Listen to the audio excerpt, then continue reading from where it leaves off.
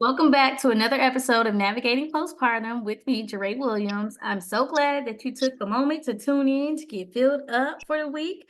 And I appreciate all my new subscribers. So if you're new, hello. And today we have a guest that came on, Shaakira. I said it right, right?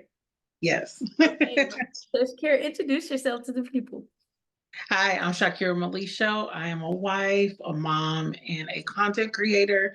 And I just love all things social media and building my business. And aside from all of those hats, I am in the supply chain industry and I'm in the nonprofit space. But all around, I'm just a multifaceted woman that loves inspiring those who care to watch my journey. Yes, yes. Ooh, you're amazing. I see you with the different hats. So now let's get into it. Tell us, how do you navigate wearing multiple hats and still being present in your home? I definitely make sure that I am constantly doing check-ins, whether that is with myself, my partner, and my child. And like you said, as far as trying to stay present, I feel like I'm really grounded in my faith. And that's another constant reminder that keeps me grounded and me present at all times. Am I perfect? No. Do I always get it right? No, I don't. But I definitely try to make an effort to stay present most times. Ooh, I love that you mentioned your faith. So tell me, I love asking good questions like this. Like, tell me more about how your faith helps you navigate, wearing those different hats and being able to check in with yourself. Yeah, definitely staying prayed up. Prayer life to me is just very important. And as I built my relationship with Christ, I found myself kind of asking the same prayers, like just make me a better wife, better mom, and all these things. But then I noticed that I needed to be more intentional with what was happening day to day. Mhm. And when I was doing those things, studying my word, God would just convict me or just show me something that I'm doing or things that need improvement or giving me praise on things that I am doing right. And those are just some of the things that just really keep me grounded. Yes, I definitely love that you talked about that conviction because I'm gonna be honest with you. So today I was in church, right? And they were talking about how like God does work inside of you, and when you have to be ready. So like He'll tell you what you need to work on. You just gotta be open to hearing Him. And so something I've been working on and talking to my therapist through is like the emotional constancy part of motherhood because it's a mirror. So like you will see yourself within your children. And so like some of the habits that I have, like for example, if I'm overstimulated, I'm like, just give me a moment. Or if my son won't give me my phone back, I'm like, can you give it back?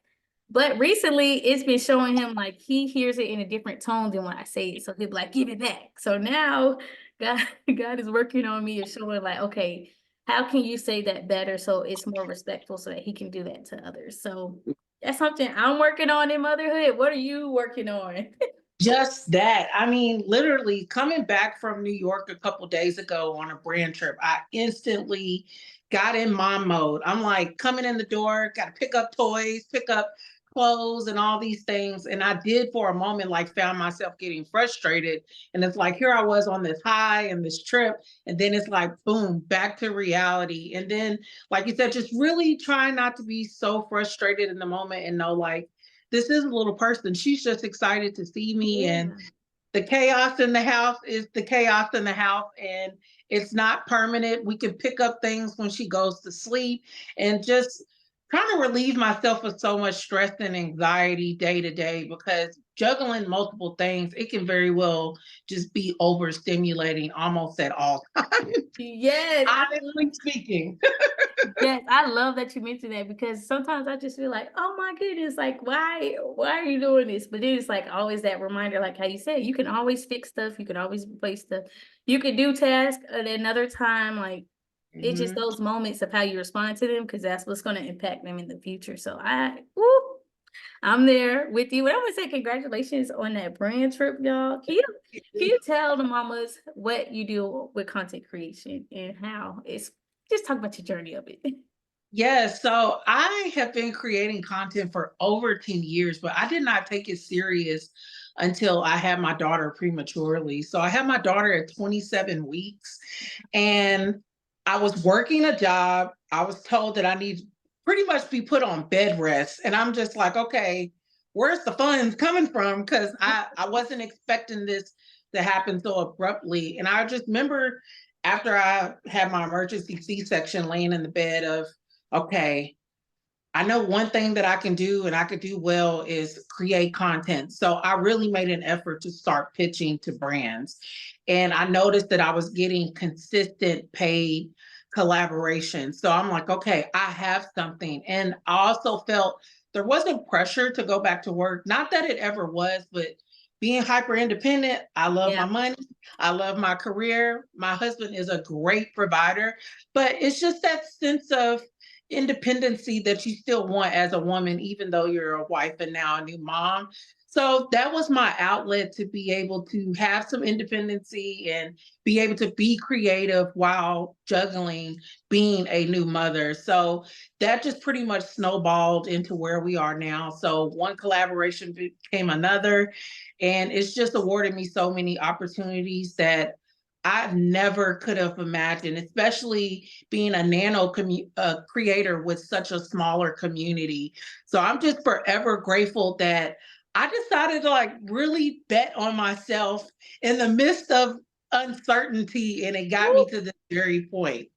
Ooh, that made me ooh, when you was talking, it just made me think, remember, like, use what you have. Like, sometimes you Yes. don't have to you go out and do all the crazy, like, think about what can I do right now with the gifts that God has blessed me with so that I can move forward. And so with that, that showed me that, even though you're uncertain, that's where that faith comes in and that's where that preparation comes in as well, so that you can be confident in moving and doing the things that you desire to do. Did you have to have a certain amount of followers in order to do that? No, I did not. So I really feel like it boiled down to the authentic communication I had with my community Mhm. and just organically tagging brands and like genuinely letting them know like, hey, I love this product. And then my community would then tag them and be like, hey, Shaakira recommended this product, I love it. And I feel like that's something that they really clung to, as well as just pretty much really diving in, studying the top creators, those that inspired me, and just really figuring out ways to just really make my content better. Because with an iPhone, you kind of feel like, oh, there's only so much I can do with the Yeah. phone, but there really is a lot that you can do with that phone in your hand as a content creator. And I, like you said, I really just use what I had, new tools, new resources, ask questions with other creators that were making the similar content, and just really leveled up my content as a whole. Oh, I love that. So, to my mamas listening, just use what you have. You got to get Yeah. started somewhere, because if you just sit on it, it's not going to work out. But as you start small, there are going to be failures, there are going to be mistakes, but use those as lessons to keep going, because you never know where you can end up. Because Shaakira just ended up in New York, like she talked about, with working with a brand that she loves. So I hope that that inspires you all to keep going, because you never know where life is going to take you, y'all. You never know. And with that said, I know you mentioned your husband, how he's an amazing provider. And I know we're on threads. Let me give y'all a little backstory. So me and Shaakira were talking about how it's so important to make sure that you marry the right person. And not meaning in a way of like making sure that you are meeting somebody who's going to make you better. And I want you to elaborate your thoughts on this, because this is such an amazing conversation and just a reminder to my mamas about make sure you with the right person, not just any. Yes, yes. So I always feel like it boils down to, for me, I knew firsthand that I needed a man of God, because there are going to be times when I stumble and I need him there to help pick me up, pick us up, and like carry us through anything that life happens to throw at us. And another thing was him allowing me to be my individual self. I Mm. was a creative. I was an entrepreneur before I met him. I was very much so into arts. And it wasn't a situation where, okay, we're together, you need to just get rid of all your hobbies and now we need to create this life. It was more so of how can we better enhance the things that you're already doing to make it for the greater good of the family. And that's just always been his approach. And he's always been my number one cheerleader. He'll even get behind the camera and shoot content, and he's excited when another brand deal comes through, and he wants to get into it as well because he sees all the beautiful things that are happening in my life, and for me to be able to really help contribute to the household as a content creator. So picking the right partner, it is so vital, and it's something that's often overlooked because aside from being a creative, being a mom sometimes can feel heavy, and you really Mhm. need someone that can really help lessen that load and allow you to just be soft and feminine and just relax, whether it's just something as simple as, okay, I'm going to take care of the laundry today so you can relax and do what you need to do. You know what? You want to sleep in 2 extra hours today. I'm going to go ahead and get the baby together for the day and you just relax, just like those simple things. And then in return, you doing those same things for your partner when you see Mhm. that he needs it. So it's not always about me, but it's about us and what we could do for one another to make our day-to-days easier and at peace. Because when you said that, I love what you said because even with me, I made a video maybe a year ago about how marriage isn't 50-50 because it's an investment. And some days one partner is going to need more than the other. Like how you mentioned, motherhood is tough. And, being with the baby, like that's it work in itself. And so really just honing in those skills of like, okay, having that communication to say like, okay, today I'm not my best, but if my partner is my best, they can kind of contribute and we balance off each other because it's just a partnership. Like you can't do it all on your own and you can't expect that each person is giving because everybody, whatever they're giving that day is not going to always be the same on another day, or certain seasons are harder than others, especially like when you're pregnant and then postpartum, those seasons are hard. So you really just want to be able to lean in on your partner and really just use that communication. And I think that's what it comes into as a woman. Like you said, if you want to be soft, sometimes you just have to be vulnerable enough to say what you need and learn about what you need. Because I know I had to learn that. I'm not used to like being soft until I got married. And I'm like in postpartum with my first son, I'm like, wow, I'm not a superwoman. Yeah. And I'm like, my husband can't read my mind because I used to be like, oh, I don't know how you get to work out. And I'm not, he's like, you can work out. And it's just like that light bulb went off. I was like, oh, all I got to do is, communicate that versus trying to do it all. So when you said Yes. that, that was like, yeah, like I want y'all to know it's all about communication comes into play and making sure that you can be vulnerable enough so that your needs can be met because oftentimes they can't read your mind. And, They men are people. cannot. They They like, cannot. I need you to tell me exactly what you need sometimes. And it comes into a habit. And once you get into that habit, soon they'll learn. But it's just, you didn't grow up and live in the same house as them. So you can't expect them to know exactly what you need. So I thought that was amazing. And I have another follow up, with that. In your opinion, if there's a woman right now who's like, I don't know about my partner, being the right person in this season, what advice would you give them so that they can better get better support from their partner? Yeah, I would most definitely take the time to sit still and be quiet and really get in tune with what it is that you need and the things that you want. And if you are a woman of faith, like really take those requests to God and just be like, this is what my heart is desiring. And these are the type of things that I would love for my partner or soon to be husband to recognize and ask that. And then take that conversation with your partner and be like, hey, this is kind of what I need. Like, this is what I need for my love tank to feel full. Like, Mhm. these some of the things that you can do for me. And if not, like, let's work together to see how we can pour into one another so that both of our needs are met and that I feel safe and secure. Because that's all we want at the end of the day is to Yes. feel safe, secure, and like you said, having that space to really be vulnerable and communicate our needs without feeling like we have to shrink ourselves and just carry the weight and just figure it out and just do it all on our own. Yes, and then you mentioned love tank because my husband and I, we always talk about like, what's your love tank? So that means, did you do the 5 love languages I for your did. husband?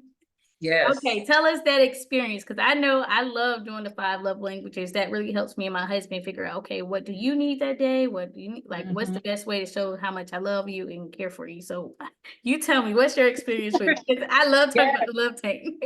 Yes. So during our premarital counseling, I just remember like, oh, I know I'm this way and I think that you're this way. But once we actually did the test, we noticed that our needs are completely different from what we thought they actually were.